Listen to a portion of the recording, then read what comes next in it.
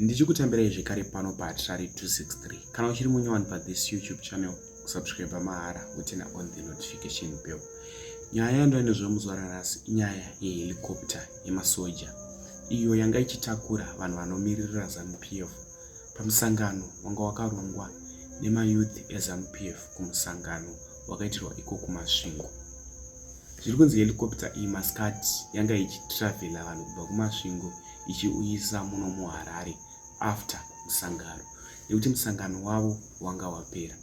Zvisinei tareceiver news dzekuti helicopter iyi yadonhera kumasvingo airport.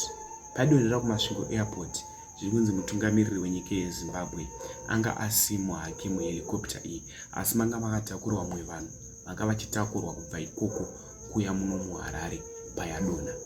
Tinokumbira kuti zvatinofunga comment section pamusoro penya iyi. Comment section ndeyenyu, ndationesei mucomment section kuti chii chiri kuitika muno muna 2024.